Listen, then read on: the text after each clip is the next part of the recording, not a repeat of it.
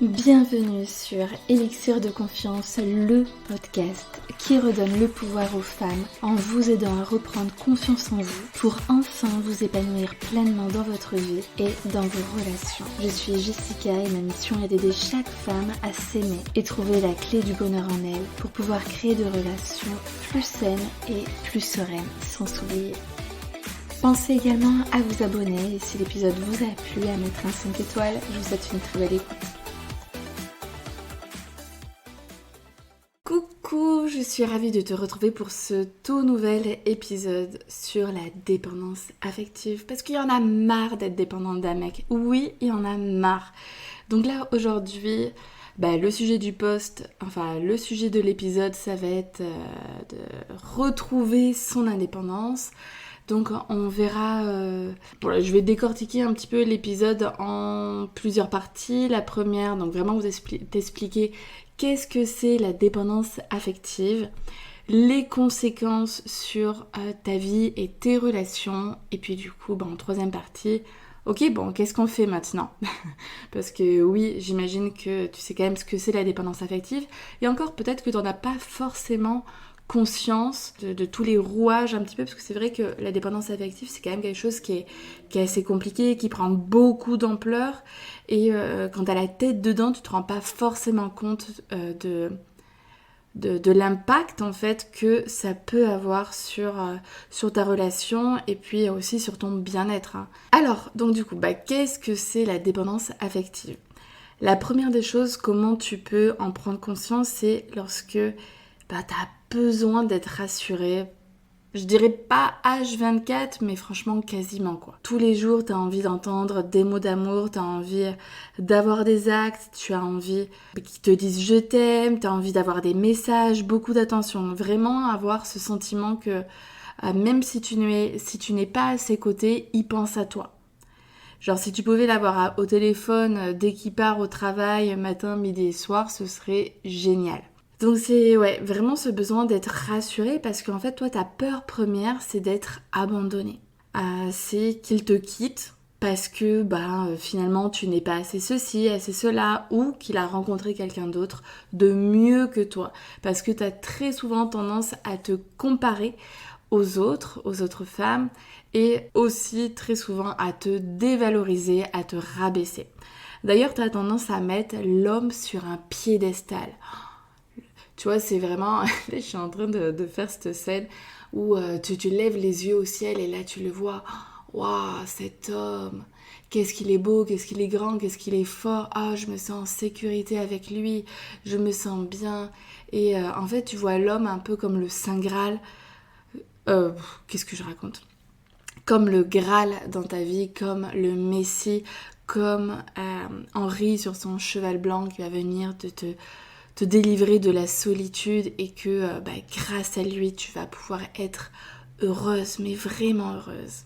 Sauf qu'en vrai, petit aparté entre nous, très souvent quand tu es dans la dépendance affective, au tout début, tu vas te dire ça, oh l'homme, il est trop bien, il est trop ceci, mais au fur et à mesure de la relation, tu as plutôt tendance à lui casser du sucre sur le dos parce que voilà, pour toi, il n'y a jamais rien qui va, c'est jamais assez. Parce qu'en fait, tu as un tel besoin d'attention. Pour toi, tu as l'impression que c'est normal, mais en fait, c'est trop. Et en fait, c'est quelque chose qui va venir peser sur la relation, peser sur lui. Parce que, voilà, ton homme, il est pas bête. Il a conscience que tu lui en demandes beaucoup, mais tu lui en demandes trop. Et en fait, il a une sacrée charge sur ses épaules parce qu'il ressent que toi, ton bonheur dépend de lui. Alors déjà, est-ce que tu imagines la responsabilité que ça peut être pour quelqu'un?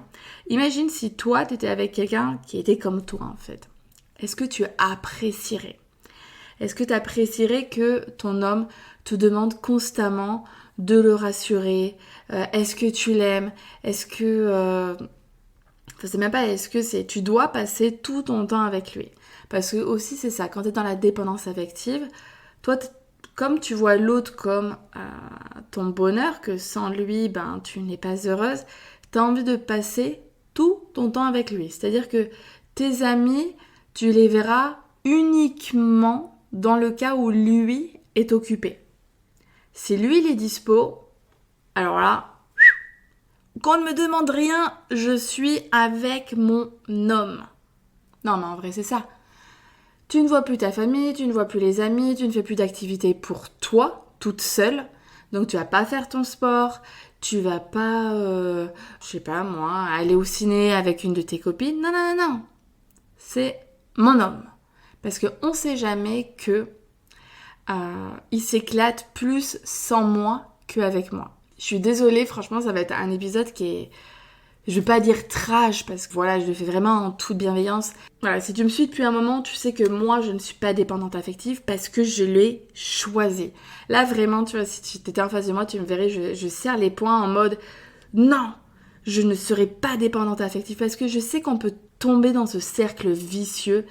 Et pour avoir vu ma mère dans cet état-là, et elle est toujours dépendante affective, hein, parce que moi je peux pas coacher ma famille, et ben du coup je vois avec ce regard extérieur, j'ai cette capacité d'analyse où je vois tout ce qui marche pas, je vois comme ça pèse sur la relation, je vois comment elle est mal, je vois exactement tout ce qu'elle fait. Et c'est pour ça qu'en fait, je vois tellement ça depuis des années, que du coup je suis capable exactement de vous montrer tout ce que vous faites, même si moi-même je ne le vis pas. En fait, moi j'ai souffert de la dépendance affective de ma mère pour elle, pour les hommes, parce que par ricochet, moi je me suis sentie abandonnée. Et c'est pour ça que je ne veux surtout pas reproduire ces schémas-là. Parce que pour moi, tout part d'une décision. À un moment donné, quand on adopte un certain comportement, je pars du principe qu'il faut arrêter de dire non mais j'ai pas le choix, c'est comme ça. Si tu as le choix. C'est parce que pourquoi, lorsqu'on vit une même situation, il y a une personne, voilà, on part en voyage, il nous arrive tout un tas de choses. Par exemple, tu pars avec ta meilleure amie, voilà, il y a tout un tas d'épreuves, vous galérez, vous mettez à faire du stop, et ci et là. Et en fait, bizarrement, quand tu vas demander le topo à chacune d'entre vous, vous n'allez pas avoir le même son. Il y en a une qui va être hyper positive, ah bah c'était un régal, on a eu plein de galères, mais franchement c'était trop cool, ça nous a permis de faire ci, de rencontrer telle personne, et l'autre, c'était la merde, j'en peux plus, mais plus jamais je repartirai de cette manière-là. Alors qu'en fait, c'est la même expérience. Parce que c'est vraiment une question de perspective, une question d'interprétation et de choix. Est-ce que je ne retiens que le positif ou est-ce que je ne retiens que le négatif? Et bien dans la dépendance affective, c'est exactement la même chose. Tu as le choix de changer, tu as le choix de ne pas subir ta dépendance affective. Si tu laisses faire les choses sans rien dire, évidemment que tes blessures du passé vont prendre de l'ampleur et avoir un vrai impact sur ta vie actuelle. Bref, je me suis un petit peu égarée, mais oui, et donc je te disais que en fait, tu as le choix de ne pas laisser la dépendance affective t'affecter et prendre encore plus d'ampleur. C'est vraiment et oui, et que moi du coup, je n'ai pas besoin de l'avoir vécu en tant que tel parce que j'ai décidé que ce ne serait pas le cas. Pour comprendre ce que vous vivez, parce que j'ai fait partie du quotidien de ma mère, on a vécu ensemble, donc je sais très bien dans quel état elle a pu se mettre. Et donc du coup c'est pour ça que... Et puis ma mère et mes clientes, donc du coup j'arrive très bien à comprendre qu'est-ce que la dépendance affective et dans quel état vous vous mettez. Alors du coup, je regarde un petit peu les points que je voulais aborder avec toi. Donc donc quand tu es dans la dépendance affective, tu vas mettre l'autre sur un piédestal parce que en fait, à la fois donc tu vois l'autre comme un sauveur, mais à la fois toi, t'as pas une bonne estime de toi-même. Parce que à partir du moment où t'as une bonne estime de toi-même, c'est-à-dire que tu te traites avec amour, tu as confiance en toi, en tes capacités à rebondir. Si tu te sépares de cet homme, tu as conscience de tes valeurs, c'est-à-dire que de la personne que tu es, de tout ce que tu es, de tout ce que tu apportes à un homme, et ça, plus tu as conscience de ta valeur, que tu as confiance en toi, que tu as une bonne image de toi-même, et ben tout ça, ça va faire que tu ne mets plus un homme sur un piédestal. Parce que toi, tu sais ce que tu vaux. Donc tu mets l'autre sur un piédestal quand tu as une basse estime de toi-même. C'est pour ça que le fondement pour changer... Ah là là, je suis en train de me griller et de déjà donner une clé. Bon bref, tu l'auras compris, le fondement pour mettre un terme à sa dépendance affective, c'est de travailler sur l'estime de soi. Ni plus, ni moins. Mais c'est un gros travail, c'est pour ça que c'est costaud. L'autre chose qui va faire que tu es dans la dépendance affective, c'est lorsque tu ne penses qu'à lui. C'est-à-dire que toi, tu ne te considères pas comme le centre de ta vie. Non, moi, je ne suis pas... Je suis importante, mais mon homme est beaucoup plus important que moi. C'est d'abord lui avant moi. Parce que aimer, c'est ça. Aimer, c'est d'abord faire les choses pour l'autre. Je dois d'abord penser à lui avant moi, parce que sinon, je suis quelqu'un d'égoïste. Non. Non. On le répète. Je le répète en l'occurrence, parce qu'il n'y a personne d'autre. Pour que tu sois bien avec les autres, tu dois être bien avec toi-même. Pour pouvoir prendre soin des autres, tu dois d'abord, toi, te sentir bien dans ta peau, dans ton corps. Donc, en fait, quand tu es dans la dépendance affective, tu as tendance à t'oublier. Tellement que tu veux faire plaisir à l'autre, tellement que tu veux tout donner, tellement que tu veux donner la meilleure image de toi-même pour qu'il reste là, surtout qu'il ne détourne pas le regard, tu vas oublier tout le reste, tu vas même oublier qui tu es. Tu vas te fondre dans son univers. Tu vas... même, il y a carrément ton style vestimentaire qui va changer. Tes goûts, ça peut être en termes de musique, ça peut être en termes d'activité. En fait, tu te fonds dans sa vie. Lui, il se fond pas dans ta vie. C'est juste à sens unique. C'est toi. Parce que si je lui ressemble un maximum, si vraiment... c'est un petit peu... j'ai cette image là où, tu sais, dans l'armée où on va se camoufler dans les forêts où t'as ces hommes, ces militaires qui se mettent des feuilles sur eux, qui vont se mettre de la terre sur leur visage pour pas qu'on les voit. Et pour vraiment, comme s'ils faisaient partie du décor, et en fait, toi, c'est exactement la même chose que tu fais avec ton homme.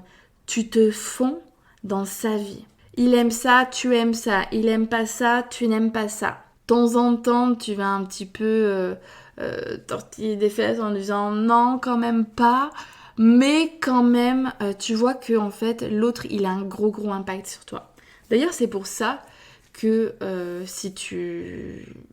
que lorsque tu vis une rupture amoureuse, c'est d'autant plus douloureux parce que, en fait, tu ne faisais plus qu'un avec lui. Tu t'es tellement fondu dans son univers qu'en fait, une fois que la relation elle est finie, c'est la dégringolade. C'est mais qui je suis en fait. Ouais, la vie a perdu sa saveur parce que pour toi, l'autre, c'est ta saveur. Non. Surtout ça, c'est une erreur. The big mistake of the life qu'il faut arrêter de commettre en fait. Tu ne mets pas tous tes œufs dans le même panier. En fait, le bonheur dans la vie, c'est vraiment, c'est comme si tu avais tout un tas d'œufs, là, tu vois, dans ton panier. J'en mets un peu ci, j'en mets un peu là, j'en mets un peu là. Donc, en fait, j'en mets un peu dans ma famille, j'en mise sur moi, sur mon bien-être à moi toute seule. J'en mets un peu dans mon couple, j'en mets avec mes enfants, j'en mets dans mon travail, j'en mets dans mes loisirs, etc. Tu peux pas prendre ton panier d'œufs, qui représente en fait ton bonheur, et hop, les mettre dans les mains de ton mec.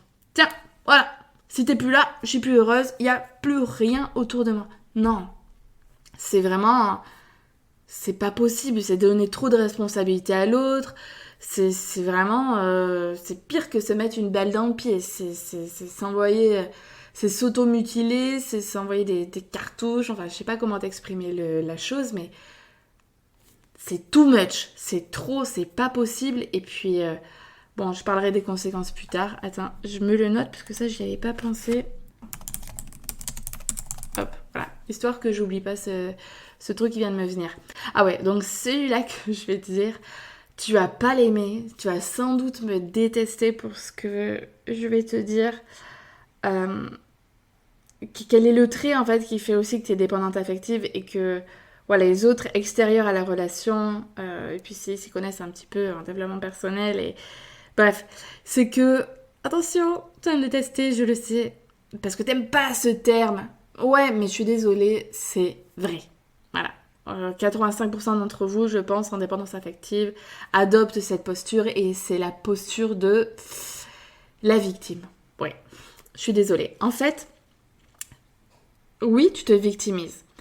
En fait, t'as tellement d'attentes sur l'autre, tellement de besoins, et je veux que tu sois comme ci, que tu sois comme ça, et donne-moi de l'attention, et rassure-moi, et donne-moi de l'amour, parce que j'ai besoin de l'amour, et voilà, sois présent pour moi, etc., etc., que en fait, tellement d'attentes que lui, l'homme, il a son indépendance, il a aussi sa vie, et qu'en fait, vous le gavez, hein, parce que peut-être que même le mot, il est faible, parce que voilà, vous l'étouffez.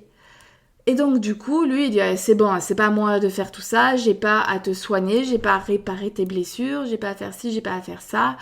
Ok, je veux bien te rassurer 5 minutes, mais c'est bon, maintenant je vais pas te rassurer 24 heures sur 24, 7 jours sur 7, quoi. Et donc en fait, ben une fois qu'il se passe ça, vous mettez à voir que le négatif dans la relation. C'est-à-dire que lorsque il répond à vos attentes, tout va bien dans le meilleur du monde, dans le meilleur des mondes. Il peut se passer, il peut y avoir la guerre juste à côté, vous ne voyez rien parce que vous ne voyez qu'à travers lui. Mais s'il a le malheur de ne pas vous donner l'attention que vous avez besoin au moment T, c'est la fin des haricots. Et donc là, ça devient la bête noire. Vous le voyez comme un bourreau, comme quelqu'un qui vous fait du mal. Même si bien évidemment, lui, il le fait pas du tout de manière intentionnelle. Hein. C'est juste que, voilà, il a sa vie en fait. Il n'est pas là pour vous rassurer à 24. Et bien du coup, vous allez vous appeler vos copines et vous plaindre. Les copines, les collègues, hein, parce qu'il y a tout le monde qui trinque dans l'histoire. La famille, tout le monde, et il a pas fait ci, et il a pas fait ça, et gna gna, et gna gna, et en fait, vous vous plaignez à fond les ballons. Et en fait, vous vous mettez dans cette posture de victime en mode il est méchant et moi je subis. Je ne demande rien d'autre que de l'amour et il veut pas me le donner. Et en fait, là, vous devenez en mode passive, spectatrice de votre vie. C'est l'autre qui décide, c'est l'autre qui a le pouvoir sur vous. Est-ce que... bon, je suis désolée, je fais du vous, du tu, bref. Est-ce que, en fait, t'apprécies ça, de donner autant de pouvoir à l'autre sur toi? Tu n'as pas à... je sais que tu te considères pas comme une victime. Ouh là là, quand tu dis ça, je n'aime pas du tout. Mais en fait, ton attitude... en mode je subis, je suis malheureuse parce qu'il ne comble pas mes besoins et je reste et je dis rien, etc. C'est une posture de victime. Voilà, tout simplement. Quand on subit et que l'on ne dit rien, et que... que l'on ne dit rien. Non, parce qu'en fait, les personnes qui viennent par exemple porter plainte au poste, à la gendarmerie par exemple, c'est des victimes parce qu'elles ont subi quelque chose qu'elles n'ont pas demandé. Voilà, c'est ça en fait. C'est pas qu'on ne dit rien. Parce que voilà, elles vont porter plainte. Là, je dis pas que tu portes plainte, hein, ça n'a rien à voir. C'est juste pour parler du terme de victime. Donc du coup, la victime, c'est je subis des choses alors que moi, je souhaite autre chose. Et donc, en fait, tu vas avoir tendance à te plaindre. Et l'objectif, alors de manière très inconsciente, pourquoi en fait tu fais ça? À te plaindre à qui voudra bien t'écouter, c'est qu'en fait ça te permet de remettre l'attention sur toi, Parce que quand tu es dépendante affective, ça veut dire que tu es en manque affectif, que tu as besoin de l'attention et de l'amour des autres. Donc, comme là, tu n'as plus son attention à lui, parce que tu es malheureuse, parce qu'il ne te donne pas ce que tu veux, tu vas aller chercher cette attention-là auprès de quelqu'un d'autre. Et donc, du coup, tu vas demander cette attention-là à Pierre, Paul, Jacques. Mais pour avoir leur attention, tu dois être dans la posture de la victime, qui viennent un peu, eux, on en parlera tout à l'heure, en mode sauveur. Oui, j'arrive, je vais venir te sauver. Je vais dire que, ah bah oui, il est méchant lui aussi. Et donc du coup, comme tu as l'attention des autres, et du coup, tu te sens mieux. Ah bon. Et donc ça vient compenser ce manque affectif de ton homme. Voilà pour cette grosse partie sur qu'est-ce que la dépendance affective. Ça fait combien de temps d'ailleurs ? Ah, quand même 21 minutes sur juste qu'est-ce que la dépendance affective. Waouh, je tchatche. Alors, du coup, quelles sont les conséquences de la dépendance affective ? Je pense que je vais peut-être faire ce truc en 2 parties parce que sinon ça va être trop long. Je vais faire un autre épisode sur quoi faire sur la dépendance affective. Comme ça, au moins, je ne fais pas un épisode trop long. Donc, qu'est-ce que la dépendance affective ? Non, pas qu'est-ce que je raconte. Quelles sont les conséquences de la dépendance affective sur toi et tes relations ? Le premier sur toi, clairement, c'est un mal-être. Parce que, en fait, l'autre, il fait vraiment la pluie et le beau temps chez toi. Lorsqu'il te donne ce que tu veux, qui t'envoie des messages, qui t'appelle dans la journée lorsque vous êtes plus ensemble, lorsque vous passez tout votre temps ensemble, bref, voilà, lorsque tu te sens regardé, lorsque tu te sens aimé, tout va pour le mieux. Par contre, il suffit qu'il ne réponde pas à ton message comme tu veux. Ah bon, il m'a juste dit ça, il s'en fout de moi. D'un coup, c'est l'apocalypse. Et là, tu commences à te faire des nœuds au cerveau, à pester contre lui, etc. Et donc, voilà, mal-être. Et tu arrives à te pourrir ta journée, ta nuit, ça t'empêche aussi de dormir. Mais est-ce qu'il m'aime vraiment ? Et est-ce qu'il va pas me quitter ? Mais est-ce que je suis assez ? Enfin, franchement, c'est dur. C'est très, très dur, la dépendance affective. Ouais. En fait, tu penses que l'autre a une emprise sur toi, mais c'est tout simplement que tu lui laisses. En fait, tu as l'impression que c'est lui le bourreau, mais tu es ton propre bourreau. C'est-à-dire que c'est toi qui es à l'origine de tes pensées.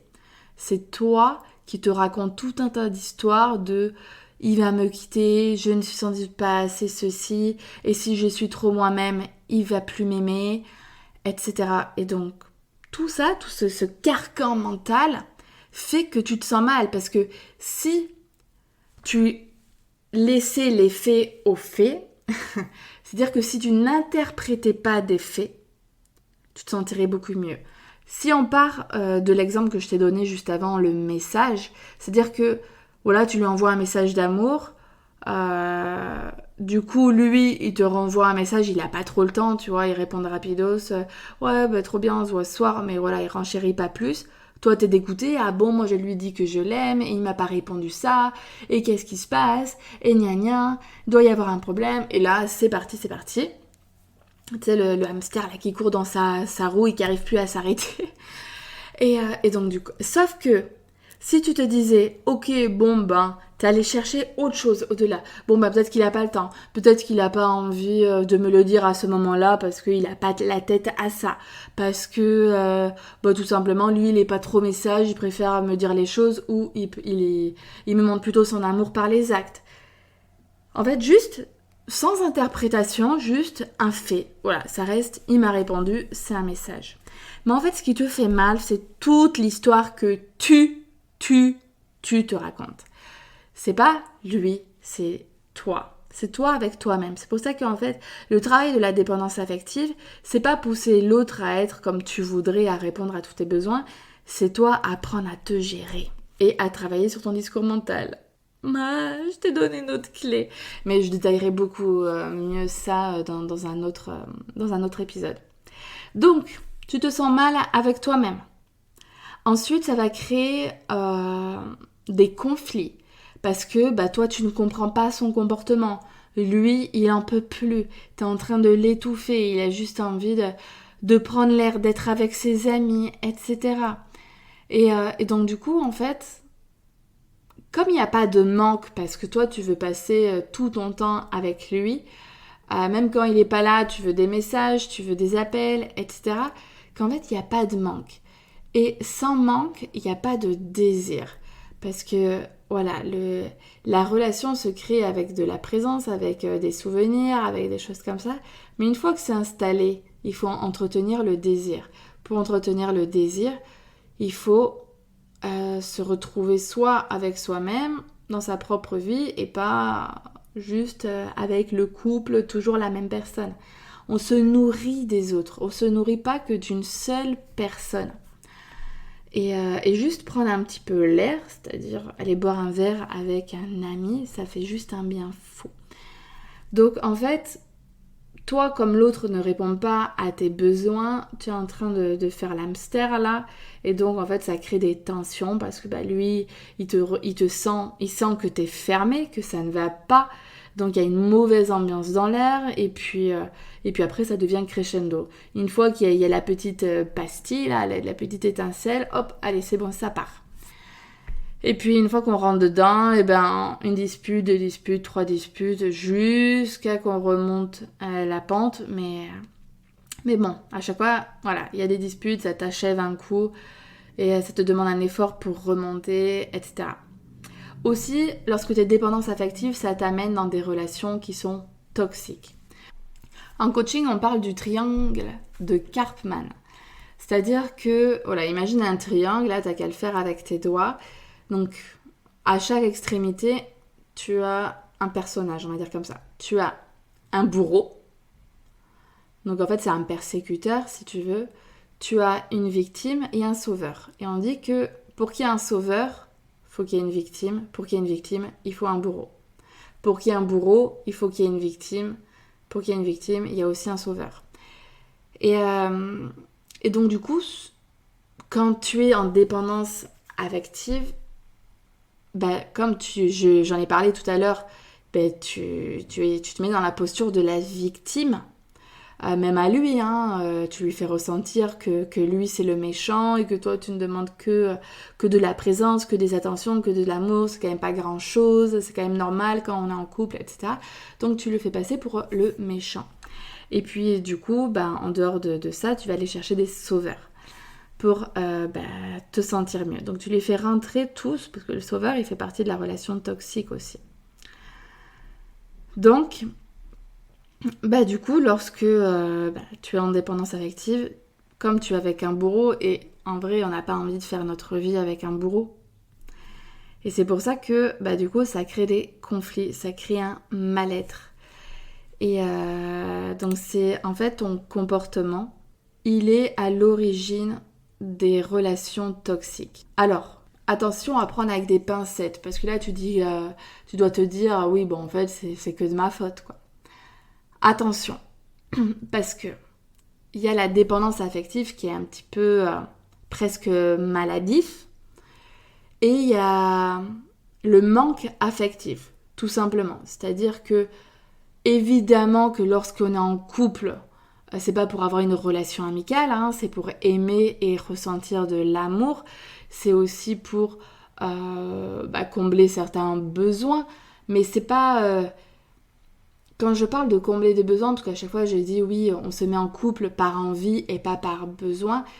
C'est normal en couple d'avoir des besoins, mais si je ne suis pas en couple, je sais quand même satisfaire mes besoins. Ok, là, c'est ça. Mais à partir du moment où j'ai des besoins en couple et c'est à l'autre de combler mes besoins, et quand je ne suis pas avec lui, je ne m'occupe pas de moi, je ne prends pas soin de moi, je ne sais pas combler mes propres besoins, là du coup, t'es dans une dépendance affective. Et c'est là où c'est malsain, où ça crée une relation toxique. Lorsque on est... En fait, c'est la même chose qu'être dépendant d'une drogue, parce que finalement, ton homme devient ta drogue. Est-ce que c'est une bonne chose d'être dépendant à la drogue ? J'imagine quand même que tu vas me dire non. bien évidemment, ça met dans un état second. Ben, c'est la même chose que toi. C'est en fait, avec l'autre, tu es dans un état second. Très, très souvent, en dépendance affective, tu as l'impression que tu deviens une meilleure personne avec l'autre, que tu renvoies la meilleure image possible, mais en fait, en étant dans la dépendance affective, c'est tout le contraire. Tu renvoies une mauvaise image de toi.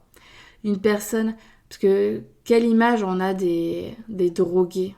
Tu vas pas me dire que tu les mets sur un piédestal. C'est pas vrai. Tu les plains, voilà, t'as pas une bonne image d'eux, presque ça te fait peur. Ben, la dépendance affective, c'est pareil. Dépendance. T'imagines? Alors je sais que cet épisode de podcast, il est cash, il va être dur à encaisser, mais j'espère vraiment qu'il va te permettre d'avoir un déclic pour sortir de ta dépendance affective. Que vraiment il va t'ouvrir les yeux sur ton comportement et que tu vas te dire stop, je peux plus. Je peux plus pour moi, je peux plus pour l'autre parce que je l'aime et je ne peux pas lui imposer ce comportement-là et encore créer des conflits, etc. Et si je suis célibataire, il faut absolument que j'arrête d'être dépendante affective parce que en fait, je vais retomber dans les mêmes schémas toxiques que j'ai toujours fait et je vais retomber dans une relation toxique, tout simplement. Et puis en plus, qui dit dépendance affective, dit aussi « je n'ose pas m'affirmer parce que j'ai peur de le perdre ». Donc, quand tu t'affirmes pas, c'est-à-dire que quand ça ne te plaît pas, tu n'oses pas le dire, tu n'oses pas dire non, tu n'oses pas poser des limites lorsque l'autre te manque de respect, lorsqu'il fait des actions qui te font pas plaisir, tu ne dis rien parce que là, tu as peur de l'image que tu vas renvoyer, tu as peur aussi que ça crée un gros conflit, qu'ils prennent la tangente. Et donc, en fait, tout ça, ça nourrit une relation toxique parce que toi, t'es pas bien, lui, il est pas bien. Et puis, voilà, donc comme j'ai dit, ça crée des gros conflits parce que toi, t'as tellement d'attentes que, voilà, quand on dit ne t'attends à rien, tu seras pas déçu, sauf que toi, tu t'attends tellement que t'es déçu. Donc, tu as de la déception, tu as de la frustration, tu te mets en colère et puis tu ressens aussi très souvent beaucoup de tristesse, beaucoup de tristesse, beaucoup d'incompréhension. Ouais, c'est ça, tu te sens pas comprise, quoi, parce que toi, tu as l'impression de pas demander grand-chose, quoi, juste le minimum syndical, sauf que toi, pour toi, ton minimum, lui, c'est le pompon, quoi, c'est trop. Et donc, les autres conséquences, c'est que plus t'es dépendante de quelque chose, moins t'as une bonne estime de toi-même. Parce que lorsque tu comptes que sur les autres, lorsque t'as un tel besoin des autres, t'as une estime de toi-même qui est basse, voire ultra basse. Et quand tu travailles vraiment ton estime, ouais, moi je sais ce que je vaux, je sais qui je suis, je sais ce que j'apporte, je sais ce que je mérite, je sais ce que je veux comme type de relation, je sais que je veux une relation aux petits oignons, au top du top, je veux pas me prendre la tête tous les 4 matins. Parce qu'en fait, ouais, j'entends beaucoup aussi de clientes, de femmes qui arrêtent pas de se chiffonner avec leur conjoint et qui disent « Ouais, mais moi, je veux pas de ça dans ma vie, j'en ai marre de me disputer. » Ouais, mais qu'est-ce que tu fais pour que ça s'arrête, en fait? Si ça vient d'un problème de feeling entre vous, de compréhension mutuelle, de communication, etc., est-ce que tu as mis en place des solutions ou encore une fois, tu subis, ça fait des années que tu es malheureuse et tu veux pas partir? À un moment donné, tes besoins, c'est bien, c'est normal d'en avoir. Si l'autre, il n'y répond pas et qu'à la base, c'est quand même quelque chose de sain, c'est juste que vous n'en demandez pas trop. Vous demandez le minimum syndical, mais le minimum à ma manière, voilà, de quelque chose qui ne soit pas dans la dépendance. Si l'autre, il s'en fout, il sort 3 fois par semaine avec ses copains qu'il vous dit je t'aime une fois dans l'année, que à chaque fois que vous apprêtez, vous n'avez pas un petit mot, je dis pas à chaque fois, mais de temps en temps un petit mot mignonné, que voilà, il n'y a rien de chez rien, il n'y a aucune parole, il n'y a même pas d'acte, il n'y a que dalle. Bon, à un moment donné, voilà, on tape dans ses mains là, comment dire, stop, stop. Il faut arrêter. C'est pour ça que il faut reprendre le contrôle de sa vie. Dans la dépendance affective, on subit, on est spectatrice de sa vie. C'est l'autre qui décide pour nous, c'est l'autre qui fait la pluie et le beau temps. Quand on prend sa vie en main, quand on s'estime, là on est actrice, on est moteur et on kiffe sa vie. Parce qu'on ne se contente pas de peu, on ne se contente pas de miettes. Voilà, bon ben, je t'ai dit tellement de choses. Et des choses quand même, je pense, des sacrées pépites, des sacrées choses à retenir. N'hésite pas à réécouter cet épisode plus d'une fois pour vraiment l'ancrer, pour le ressentir. Parce que c'est vraiment important que, oui, que tu changes, tout simplement. Je dis pas qu'il faut plus avoir de besoin, je dis juste qu'il faut ne pas avoir autant de besoins aussi régulièrement. Moi ça m'arrive très bien ça peut m'arriver de dire à mon chéri tu m'aimes, si voilà je sens que ça fait un moment et que là j'en ai besoin à ce moment T, mais c'est pas plusieurs fois par semaine quoi par exemple hein. Donc voilà, tout est une question de curseur dans la vie. Et puis aussi, si tu as des amis, de la famille, une cousine, une sœur à qui ça ferait du bien d'écouter cet épisode-là, transmets-lui. Voilà, j'ai vraiment envie de faire rayonner tous les messages que j'ai à vous apporter à un maximum de personnes. Parce que voilà, je suis là vraiment pour, même si mes mots sont pas faciles, même si c'est cash, je suis là pour vous faire du bien, pour vous faire sentir mieux. Mon objectif pour moi, c'est de vous rendre heureuse, que vous soyez bien dans votre peau, dans votre vie de femme, pour ensuite être bien dans vos relations amoureuses. Si tu as envie de te faire accompagner, tu as dans le lien de la description mes services, n'hésite pas, j'ai plein d'accompagnements de coaching. Je t'embrasse très très fort et puis je te dis à jeudi prochain pour un nouvel épisode.